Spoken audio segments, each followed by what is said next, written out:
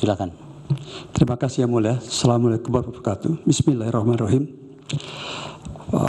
Bapak Ketua Mahkamah Konstitusi, para hakim Mahkamah Konstitusi, saudara pemohon atau kuasa hukumnya, pimpinan Bawaslu, pimpinan KPU, serta tim hukum Paslon 02. Pertama-tama saya ingin memberikan klarifikasi terhadap pernyataan dari saudara Magdir Ismail, senior saya, bahwa Langsung saja, Pak. oh langsung saja. Tadi sudah diselesaikan oleh hakim. Ya. Oke. Yang Mulia, ketaatan terhadap norma hukum haruslah totalitas. Tidak bisa parsial. Bahwa ketaatan terhadap norma hukum itu harus diberikan kepada peraturan perundang-undangan dan putusan pengadilan termasuk Mahkamah Konstitusi. Berkaitan dengan pelaksanaan pemilu Yang Mulia, KPU telah melaksanakan rasa taat terhadap norma hukum, yaitu putusan Mahkamah Konstitusi nomor 90 tahun 2003 yang kemudian diperkuat oleh putusan Mahkamah Konstitusi nomor 141. Berkaitan dengan itu, penetapan calon wakil presiden Gibran Raka didasarkan pada putusan Mahkamah Konstitusi Yang Mulia. Oleh karena itu, saya kira KPU telah menerapkan taat ajas konstitusi. Oleh karena itu sangat benar bahwa KPU telah taat hukum dan tidak benar KPU dihukum atas dasar pelanggaran etika karena melaksanakan putusan Mahkamah Konstitusi.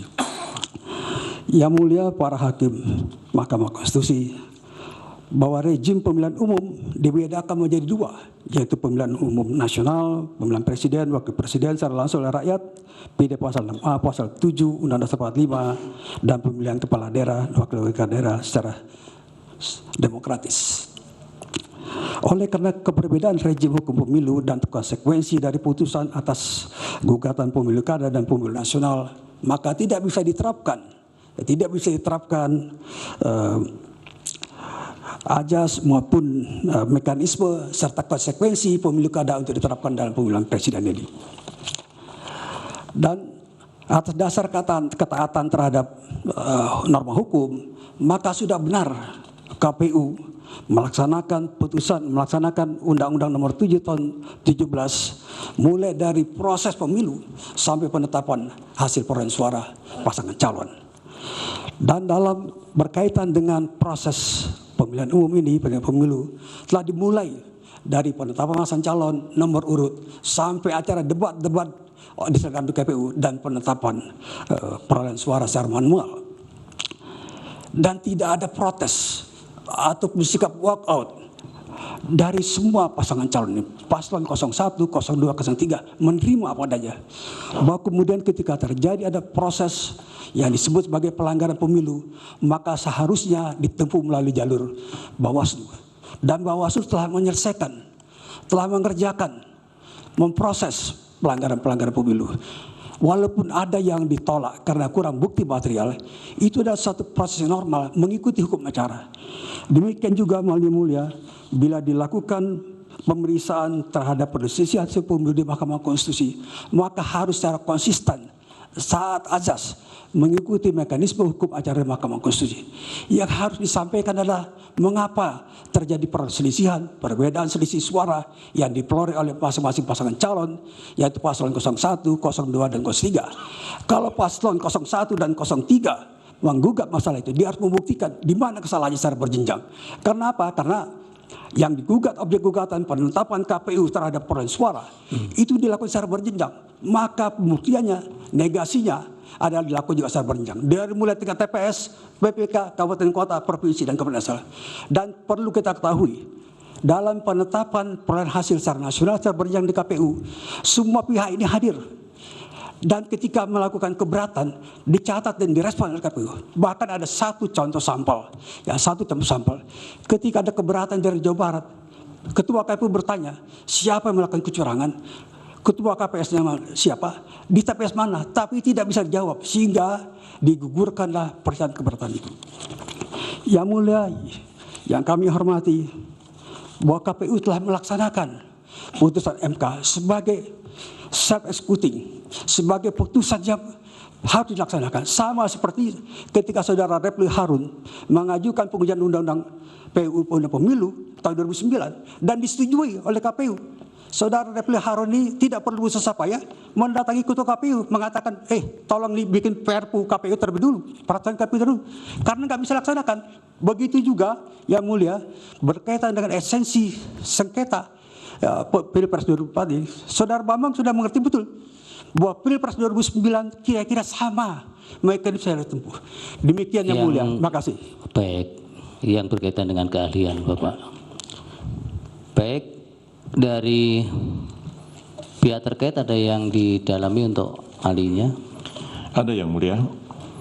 2 orang dari pihak terkait akan mengajukan pendalaman pertanyaan, yaitu Profesor Dr. Otto Cornelis sekaligus dan Dr. Nikolai Apelindo. Baik. Silakan, Prof. Oce. Ya. Terima kasih yang mulia. Ya, pertanyaan kami kepada ahli. Mic-nya didekatkan. Ya. Mohon penjelasan ahli dengan adanya putusan Mahkamah Konstitusi yang mana mempersamakan rejim pemilu dan rejim pemilu kada. Apakah dapat menjadi dasar untuk mendiskualifikasi pasangan calon atau salah satu pasangan calon? Apakah terdapat relevansi mengenai diskualifikasi pasangan calon pada pemilu kada dan pada pemilu presiden dan wakil presiden? Dilanjutkan yang mulia oleh rekan kami. Silakan. Saudara ahli, pemilu dan pemilu kada mengacu pada 2 peraturan yang berbeda, yaitu Undang-Undang 7 tahun 2017 untuk pemilu dan Perpu nomor 1 tahun 2014 berikut perubahan-perubahannya untuk pemilu kada. Dengan diundangkan Undang-Undang 7 tahun 2017 tentang pemilu, maka norma-norma yang terbentuk pada putusan sebagaimana dikutip tidak berlaku lagi. Adanya perbedaan rejim antara pemilu dan pemilu kada. Akan ada kekosongan kekuasaan dan kekacauan tata negara jika dilakukan pemungutan suara ulang calon presiden dan wakil presiden 2024. Kalau kita lihat dari permohonan paslon 01 didalilkan adanya pengkhianatan terhadap konstitusi, pelanggaran asas bebas, jujur, dan adil, dan bahkan disebut juga ada tindakan dilakukan terukur. Namun penjabarannya tidak jelas atau obskur. Pada kondisi demikian permohonan lebih banyak narasi bukannya fakta. Pertanyaannya apa Bapak? Ya, ini nanti akan menuju ke pertanyaan yang mulia. Pertanyaannya bagaimana pelanggaran konstitusi yang sejatinya menunjuk pada undang-undang, namun justru dalil-dalil yang dibangun tidak berkesesuaian dengan yang diatur dalam undang-undang. Apakah dengan demikian itu dapat dibenarkan? Mohon dijelaskan oleh ahli. Baik, dari pemohon nomor 1, silakan.